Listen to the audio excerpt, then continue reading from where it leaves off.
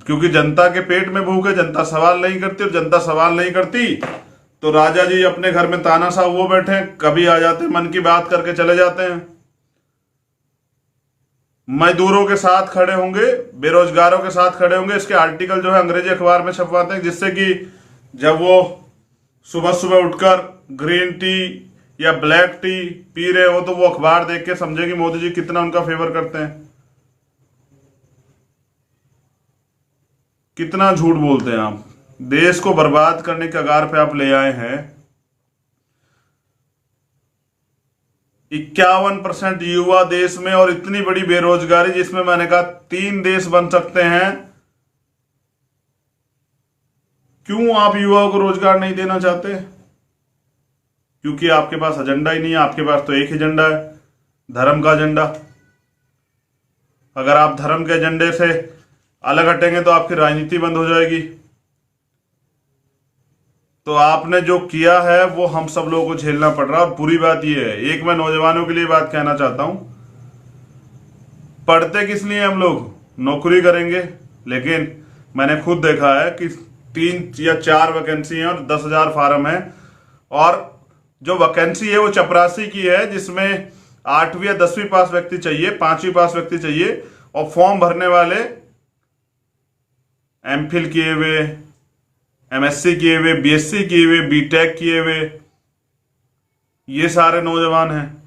उन्होंने ये ज्ञान इसलिए अर्जित किया, उन्होंने ये पढ़ाई इसलिए की कि वो साइंटिस्ट बनेंगे, वो अच्छे लेक्चरर बनेंगे, प्रोफेसर बनेंगे, इंजीनियर बनेंगे।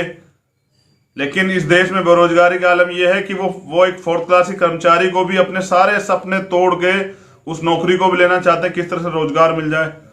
ये है आत्मनिर्भर भारत।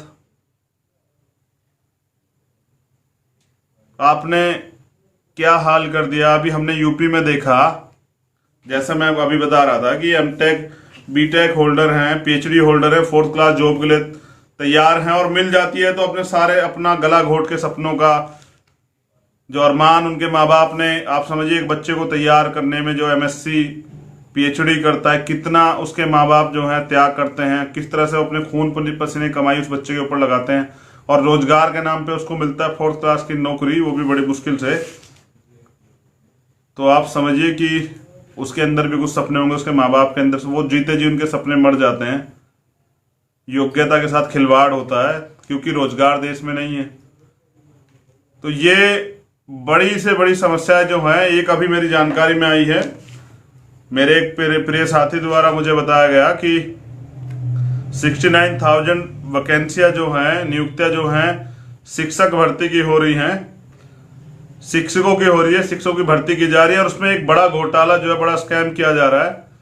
जिस तरह सुप्रीम कोर्ट से आरक्षण के खिलाफ लगातार फैसले आए, ओवरलैपिंग का एक फैसला आया, जिस तरह से हमें मेन स्ट्रीम से बेदखल करने का प्रयास किया जा रहा है। और आप ये भी जानते हैं कि मेरी जानकारी में मामला आया, मैं इस पर भी संज्ञान लूंगा। और सरकार ने अगर इसमें चोरी की है, सरकार ने इसमें किसी भी तरह का धोखा किया, तो सरकार ये जान ले कि आपकी चोरी का धोखा नहीं चल पाएगा। क्योंकि मैं जानता हूं आपने अपने चहिता को एंट्री देने के लिए बहुत सारे साथियों के साथ जो है, बहुत सारे मेरे भाइयों के साथ, बहनों के साथ खिलवाड़ की होगी। और जिस देश में भ्रष्टाचार इतने चरम सीमा पे हो, जहां सत्ता का दुरुपयोग इतने बड़े पैमाने पर, जहां आरबीआई के गवर्नर को रात को 12 बजे बदल दिया जाता हो, जहां जीएसटी के नाम पे जो है मध्यम वर्गीय व्यापारियों के साथ धोखा होता हो, जहां नोटबंदी के नाम पे पूरे देश को छला जाता हो, जहां बहुत सारे झूठे वादे करके जो है 15 लाख के रोजगार के वादे करके देश को कमजोर किया जाता हो, जिस तरह अर्थव्यवस्था के साथ मजाक किया जाए, जिस तरह से पूंजीपतियों का देश को गुलाम बना दिया जाता है, जिस तरह की व्यवस्थाएं देश में चल रही है, मुझे पूर्ण रूप से लगता है कि ये इसमें एक बड़ा भ्रष्टाचार हुआ होगा। और उसको भ्रष्टाचार को जानने का, उसकी पोल खोलने का, और उसको बड़े पैमाने पे सरकार, बहरी गूंगी सरकार को सुनाने का प्रयास हम लोग करेंगे। लेकिन मैं फिर आपसे दोहरा दूं कि आज तक जिस भी मामले में आजाद समाज पार्टी और भीम आर्मी के लोगों ने कदम रखा है और उस आंदोलन को लड़ने का प्रयास किया है, तो क्योंकि हम पे सीबीआई, ईडी, इनकम टैक्स का जोर नहीं है, तो हम अपनी बात को पूरी जिम्मेदार से रखते हैं और एक बड़ी उम्मीद भी है हम अपने नौजवानों की, अपने भाइयों की, बहनों की और बहुजन समाज के सभी क्रांतिकारी साथियों की, अपने महापुरुषों को के आंदोलन की। तो इस आंदोलन को भी, इस मामले को भी पूर्ण रूप से जिम्मेदारी से जो है रखा जाएगा, इस पे पैरवी की जाएगी। जिस तरह से सुप्रीम कोर्ट में प्रमोशन रिजर्वेशन के मामले में हम लोग पिटिशनर हैं, हम लोग उसे लड़ रहे हैं और उस पर जल्दी जो है सुनवाई भी होगी, लेकिन वो सुनवाई जो है ऑन टेबल हो, कोर्ट रूम में हो, वीडियो कॉन्फ्रेंस, इसलिए मैं कुछ दिन के लिए इंतजार कर रहा हूं। एक अयोध्या का बड़ा मामला है, कुछ लोगों को मेरे मैसेज से तकलीफ भी हुई, मगर क्या कहिए, मेरा अधिकार है, क्योंकि पहले जो उसमें जिन लोगों ने पार्टिसिपेट किया, जो लोग उसमें पिटिशनर थे, वो उनकी कमजोरी की वजह से पहले इस मामले को नहीं लड़ा गया। अब पूरे देश से इंटरनेशनल और नेशनल एक प्रेशर जो है, मुझे बार बार मैसेज आते हैं कि भैया अयोध्या में जो है तथागत गौतम बुद्ध जी की मूर्तियां और अवशेष निकल रहे हैं, उसकी जांच होनी चाहिए एएसआई द्वारा जो है, और यूनेस्को द्वारा भी ये मैसेज दिया जाना चाहिए कि भाई कहीं भी अगर ऐसा कुछ होता है उसकी जांच होनी चाहिए। तो क्योंकि मैं बार बार, और एक इतिहास के, जो हमारा इतिहास है बहुजन समाज का, उसमें लिखा गया है कि अयोध्या ये वही जगह जिसको साकेत कहा जाता था, जो साकेत थी। तो हमने उस पर भी मांग रखी है कि भाई कानून सबके लिए बराबर है, अधिकार सबके लिए बराबर है, आस्था और भावना सबके लिए बराबर है, तो हमारी भावना के साथ खिलवाड़ ना किया जाए, उसकी पूर्ण रूप से जांच हो और जनता को जांच के विषय में बताया जाए कि जनता की भावनाएं आत और जनता को पता लगे सच्चाई क्या है। तो लॉकडाउन के आड़ में सरकारी खेल खेलना बंद किया जाए। एक अभी दिल्ली गवर्नमेंट के लिए मेरे पास एक सवाल ये है कि जिस तरह से कोरोना वॉरियर्स के साथ वहां भेदभाव हो रहा है, जिस तरह से बड़े पैमाने पर सफाई कर्मचारियों के साथ वहां भेदभाव हुआ, तो ये जाति देख के न्याय करना, अभी बहन शैली के साथ जो भेदभाव हो रहा है, ये जाति देख के न्याय करना बंद कीजिए। और यही हमें मजबूर करता है और यही आपका चाल चरित्र बताता है किस तरह से आप जाति के नाम पर छल करते हैं लंबे समय से, और अब भी कर रहे हैं। जब हमारी बात आती है तो आपके बजट और आपकी योजनाएं बंद हो जाती हैं। तो मुझे आपसे कोई शिकायत नहीं, बस मुझे अपने लोगों से भी शिकायत है कि जिस व्यक्ति को ये विधायक भी नहीं बनना था, उस व्यक्ति को जो है हमारे लोगों ने भरोसा करके वहां चीफ मिनिस्टर बना दिया। लेकिन अब प्रयास करेंगे आजाद समाज पार्टी के माध्यम से ऐसे लोगों को हम जो है विधायक भी नहीं बनने देंगे जो हमारे लोग उसके साथ छल करते हैं। बहुत बार छले गए हम लोग, बहुत बार धोखा हुआ, अब धोखा नहीं होने देंगे। दो मामले हैं जो मुझे अभी अभी मेरे संज्ञान में डाले गए, इसलिए मुझे पूर्ण रूप से उनकी जानकारी नहीं ली, लेकिन मैं जानकारी के साथ आप लोगों के सामने रखना चाहूंगा उन्हें। जैसे एक मामला है केरल का, यह है मलपुरम जिला जो है के वालांचेरी में जो है एक कॉलोनी है, वहां एक छात्रा थी देविका, उसने कल खुद को जलाकर जो है सुसाइड कर लिया है, क्योंकि केरला स्टेट ने 1 जून से जो ऑनलाइन जो है क्लासेस शुरू कर दी।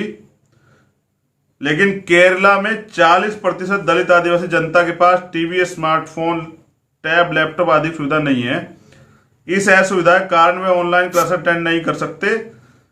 ये जो लड़की थी, विद्यार्थी जो थी देविका, हमारी बहन, ये पढ़ाई में बहुत तेज थी, अन्य छात्रों की तरह वो ऑनलाइन क्लास अटेंड नहीं कर पा रही। तो इस बात से दुखी होकर देविका ने खुदकुशी कर ली, क्योंकि गवर्नमेंट जो है सारी योजनाएं संपन्न लोगों के विषय में बना रही है। ये एक साथी का वहां से मैसेज दिया गया है। और जो लोग आर्थिक रूप से कमजोर हैं, दलित समाज के लोग हैं, पिछड़े समाज के लोग हैं, आदिवासी समाज के लोग हैं, माइनॉरिटी के लोग हैं, उनके बच्चे इन सुविधाओं को अफोर्ड नहीं कर पा रहे हैं, लेकिन वो पढ़ना चाहते हैं, उनके साथ भेदभाव हो रहा है। ये एक बड़ा, अगर सरकार ऑनलाइन पढ़ाई कराना चाहती है तो ऑनलाइन सुविधाएं जो हैं उससे जुड़े डॉक्यूमेंट भी जनता को, छात्रों को प्रोवाइड करवाए। तो ऐसा ही देविका के साथ हुआ और देविका ने से गुस्सा होके, दुखी होके जो है एक होनहार बेटी ने जो है दलित समाज की सुसाइड कर लिया। ये केरल सरकार की गलती की वजह से हुआ, इसके लिए केरल सरकार पूर्ण से दोषी है। एक मामला पंजाब का है, भटिंडा का। बहुजन समाज की बेटी थी ज्योति, जो महाराणा रणजीत सिंह टेक्निकल यूनिवर्सिटी में क्लार्क की नौकरी करती थी। 10 मई लॉकडाउन में रविवार वाले दिन कॉलेज में बुलाकर उसके स्टाफ के लोगों द्वारा ज्योति का बेरहमी से कत्ल कर दिया गया। और मामले को दबाने के लिए दोषियों ने यह कहानी बना दी कि उसने तीसरी मंजिल से कूदकर आत्महत्या की है। इन कातिलों में से एक दोषी जगदेव सिंह को गिरफ्तार किया, जबकि दो दोषी सुभाष बंसल और विवेक गोयल खुलेआम घूम रहे, पुलिस पे कार्रवाई नहीं कर रही है। ये मैसेज भी ज्योति बहन का जो है आज मुझे मिला है। अब हम प्रयास करेंगे इन दोनों मामलों में अपनी टीम को लगा के, पंजाब का ये बठिंडा का मामला है और दूसरा जो मामला वो केरल का है, इनमें जो है उन बच्चों को, उन बहनों को न्याय दिलाया जा सके और सरकार ये ना समझे कि जनता कमजोर है। आप अमेरिका का हाल देख ही रहे होंगे, बस क्योंकि हमारे देश की जनता भूखी है और अभी जागृत नहीं है, सोई भी है। लेकिन मैं बहुजन समाज के नौजवानों से पूछना चाहता हूं, किसी भी अत्याचार की, शोषण की एक सीमा होती है और सरकारें वो सीमाएं लांघ चुकी हैं। आप लोगों की जाने जा रही हैं, आप लोगों के अधिकार छीने जा रहे हैं। मुझे लगता है अब देश में एक राष्ट्रव्यापी आंदोलन की जरूरत आन पड़ी है और मुझे लगता है वो मुझे खुद ही सबसे पहले मुझे ही उसकी शुरुआत करनी पड़ेगी। लॉकडाउन के आड़ में जिस तरह से सरकार के फैसले से जनता परेशान करते, कॉन्स्टिट्यूशन का सम्मान करते हुए जनता की सुरक्षा का ध्यान रखते, जिस तरह से हम चुप थे, लेकिन मुझे लग रहा है कि हमारी चुप्पी से सरकार जो है तानाशाह बन बैठी है। सरकार को उसकी औकात दिखाने के लिए और ये बताने के लिए विपक्ष क्या होता है और ये भी समझाने के लिए कि जब जागरूक जनता होती है, जैसे बहुजन समाज के नेता कहते हैं कि जिंदा कौम 5 साल तक का इंतजार नहीं करती, इसी बातों को ध्यान में रखते मुझे लगता है कि सरकार को बताना पड़ेगा हम लोग क्या हैं। अब सरकार को मेरी ये राय थी पिछली बार और अब मेरी सरकार को चेतावनी है कि सरकार याद रखे, बहुत हो गया है।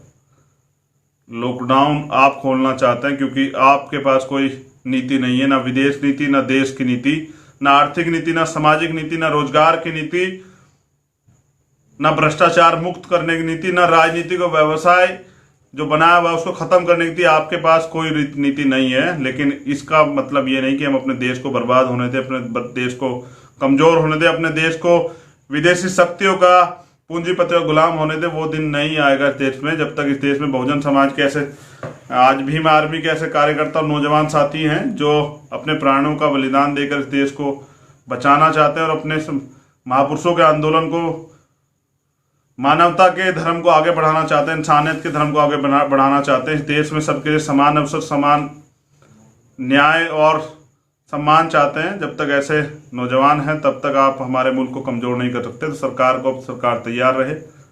अब ये सब सामने आपको करने पड़ेंगे, लेकिन याद रहे कि अब अगर लॉकडाउन की आड़ में जिस तरह शामली का वो मामला हुआ है, अगर बेगुनाहों को सताया जाएगा, प्रयास करके देखिए कि तो फिर इस बार अमेरिका की तरह देश की जनता भी और स्पेशल बहुजन समाज, औरों का मैं नहीं कहता, लेकिन बहुजन समाज में भीम आर्मी और आजाद समाज पार्टी के नौजवान जिस तरह से आपको सड़क पर लॉकडाउन का पालन करते भी आंदोलन करते दिखाई देंगे, शायद आपकी नींदें हराम हो जाएं।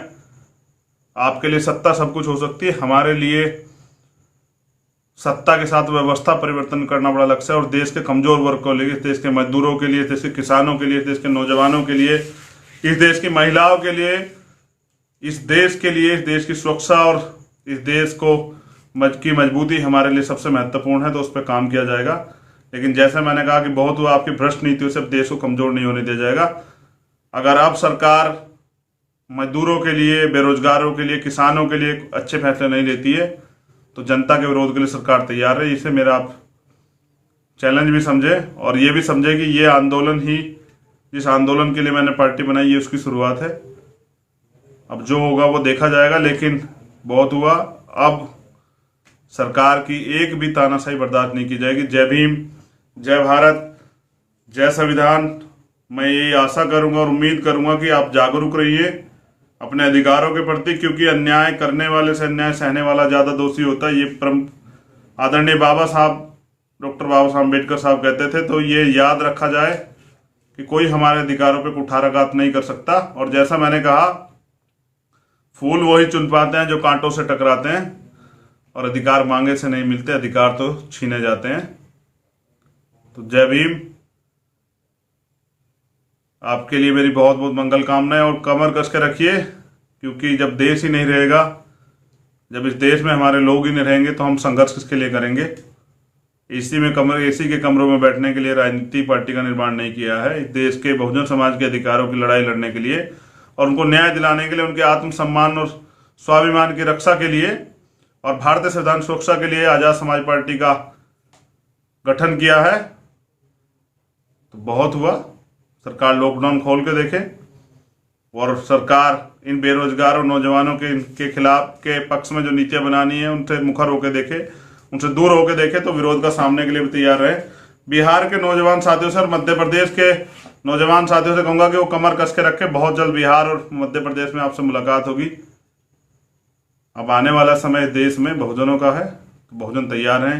जय भीम, जय भारत, जय संविधान।